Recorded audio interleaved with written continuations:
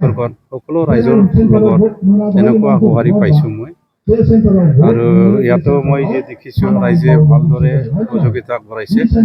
সেইকাৰণে মই ভাবোঁ আহি থকা যিটো বাই ইলেকশ্যনৰ যিটো দিন, এই দিন 13 তাৰিখ দিনাখন সকলোৱে মোক সহায় আৰু সহযোগিতা আগবঢ়াই পেলাই বিপুল ভোটত জয়যুক্ত কৰিব বুলি মই ভাবি লৈছোঁ। এতিয়া দেখিবলৈ পাইছোঁ BPF দলৰ সকলো MCLA বিলাক পলায়ন কৰিছে।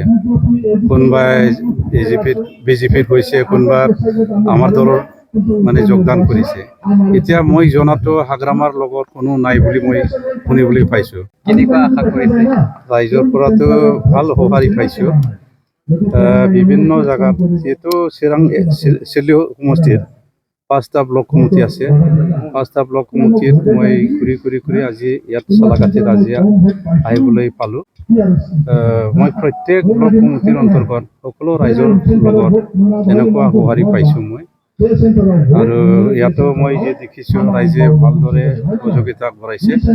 সেইকাৰণে মই ভাবোঁ আহি থকা যিটো বাই ইলেকশ্যনৰ যিটো দিন, এই দিন 13 তাৰিখ দিনাখন সকলোৱে মোক সহায় আৰু সহযোগিতা আগবঢ়াই পেলাই বিপুল ভোটত জয়যুক্ত কৰিব বুলি মই ভাবি লৈছোঁ।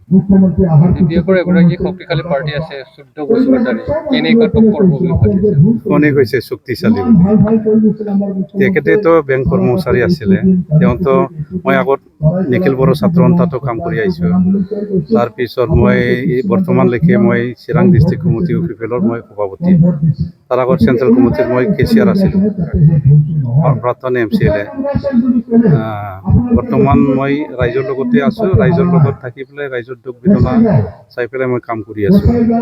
গতিকে তেওঁতো আহিছে, তেখেতৰো অধিকাৰ আছে। তেওঁ যে ইলেকশ্যন খেলাৰ এটা সংবিধানত আছে, ডেমক্ৰেচি দেশ হিচাপে তেখেতেও খেলিব, কিন্তু জিকাৰ অংশত তেওঁ নাহিব তেখেত। কাৰণ এতিয়া দেখিবলৈ পাইছোঁ BPF দলৰ সকলো MCLA বিলাক পলায়ন কৰিছে। কোনোবাই BJPত গৈছে, কোনোবা আমাৰ দলৰ মানে যোগদান কৰিছে। এতিয়া মই জনাতো হাগ্ৰামাৰ লগত কোনো নাই বুলি মই শুনিবলৈ পাইছোঁ। বিগত MP ইলেকশ্যনত যিজন প্ৰাৰ্থী আছিলে, প্ৰাক্তন ডেপুটি চিফ কাম্পা বৰগয়াৰী, তেখেতেও এতিয়া প্ৰচাৰ অভিযানত ওলোৱা নাই। তেখেতে বোলে ক'তবা সেই নিজৰ কামত ব্যস্ত হৈ আছে। গতিকে ইয়াত মই ভাবোঁ ইয়াত মানে শক্তিশালী হিচাপে তেওঁলোকে প্ৰতিদ্বন্দ্বিতা কৰিব নোৱাৰে। আৰু এটা কথাটো হৈছে হ'লে এতিয়া ৰাইজে ধৰিবলৈ পাৰিছে যে তেওঁলোকক ভোট দি জয়যুক্ত কৰি পেলাই আমি কি পাম? আমি একো নাপাম। কাৰণ তেওঁলোকে কাউন্সিলৰ লগতো নাই, কাউন্সিলতো চৰকাৰ নাই, ৰাজ্য চৰকাৰৰ লগতো তেওঁলোকৰ নাই, আৰু কেন্দ্ৰীয় চৰকাৰৰ লগতো তেওঁলোকৰ কোনো প্ৰতিনিধি নাই। কিন্তু আমাৰতো কাউন্সিলত BJP আৰু UPPL ৰমৰমাকৈ ভালকৈ চৰকাৰ চলাই আছে। বিভিন্ন ধৰণৰ উন্নয়নমূলক কাম কাজ চলি আছে। বিভিন্ন আঁচনি আমাৰ ভোটাৰ ৰাইজক প্ৰদান কৰি আছে।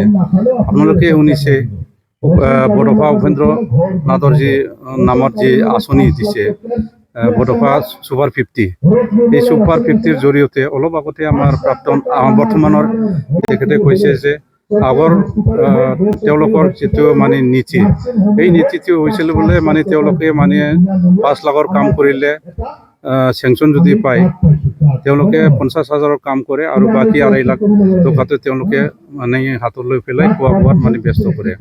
কিন্তু আমাৰ বৰ্তমান UPPLৰ সভাপতি তথা PTRৰ চিফ প্ৰমোদ বড়ো ডাঙৰীয়া, তেখেতে এতিয়া দুখীয়া পৰিয়ালৰ ছাত্ৰ ছাত্ৰীসকলক কেনেকৈ ডাঙৰ মানুহ কৰিব পাৰে, কেনেকৈ IPS অফিচাৰ, কেনেকৈ IAS অফিচাৰ কৰিব পাৰে, কেনেকৈ ACS অফিচাৰ কৰিব পাৰে, কেনেকৈ ইঞ্জিনিয়াৰ কৰিব পাৰে, সেইটো ক্ষেত্ৰত তেখেতে বেছি জোৰ দিছে। তাৰমানে মানৱ সম্পদ গঢ়িবৰ কাৰণে তেখেতে কাম কৰি আছে।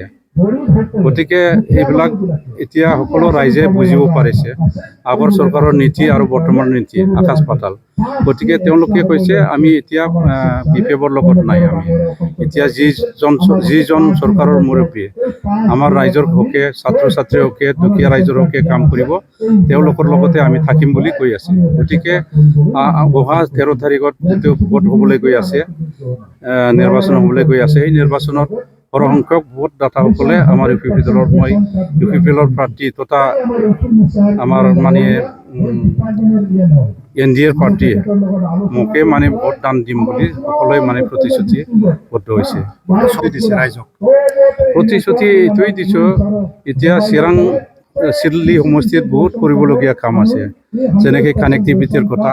তাতে এটা লাংকাৰ নদী বুলি আছে, পাটাবাৰী বুলি এটা জেগা আছে, ডাঙৰকৈ এৰিয়া। তাৰ পৰা আমটেকালৈকে যোৱা এটা ৰাস্তা আছে, কিন্তু দলং নাই। লাংকাৰ নদীত দলং বনাব লাগে। তাৰপিছত এইপিনে নাঙল ভাঙা বুলি আপোনালোকে শুনিছে বোধহয়, য'ত মানে একদম মেক্সিমাম 95% মুছলিম এৰিয়া। তাতে তাৰ পৰা এতিয়া আমগুৰিলৈকে আহিবৰ বাবে তেনেকুৱা দলং নাই। এতিয়া এই দলংটো নিৰ্মাণ হ'ব লাগিব। কানামাখৰা নদীত দলং হ'ব লাগিব। তাৰপিছত আমাৰ ইয়াতে চালাকাটিলৈকে আহিব লগা চাম্পা নদীতো এটা দলং হ'ব লাগে। এইবিলাক প্ৰায়ৰিটি হিচাপে মই কাম কৰিম বুলি প্ৰতিশ্ৰুতি মই দিছোঁ। তাৰ বাদেও বিভিন্ন জেগাত বিভিন্ন সমস্যা আছে। বিভিন্ন জেগাৰ বিভিন্ন সমস্যাটো মই স্থানীয় লোকসকলৰ লগত আলোচনা বিলোচনা কৰি তেওঁলোকৰ পৰামৰ্শ লৈ পেলাই কাম কৰি যাম বুলি মই সংকল্পবদ্ধ হৈছোঁ। যিহেতু আগত UPPLৰ কেণ্ডিডেট আছিলে, MLA বিধায়ক তেওঁ এতিয়া MP হৈ গ'ল। তেখেতে এইবোৰ কাম কৰা নাছিলে। না, তেখেতেও বহুত কাম কৰিছে। তেখেতেও কৰিবলগীয়া, তেখেতৰ টাইমতো বহুত কৰিবলগীয়া আছিলে। তেখেতে কৰিবলগীয়া কামখিনি কৰি গৈছে, কিন্তু এতিয়া আদৰত থাকিছে যে সময়টো নাটনি হৈ গ'ল। তেওঁ হঠাতে MP হৈ পেলাই তাতে কাম কৰিব লগা হ'ল। আদৰা কামটো মই কৰিম বুলি মই একদম সাজু কৰি থৈছোঁ। ঠিক আছে।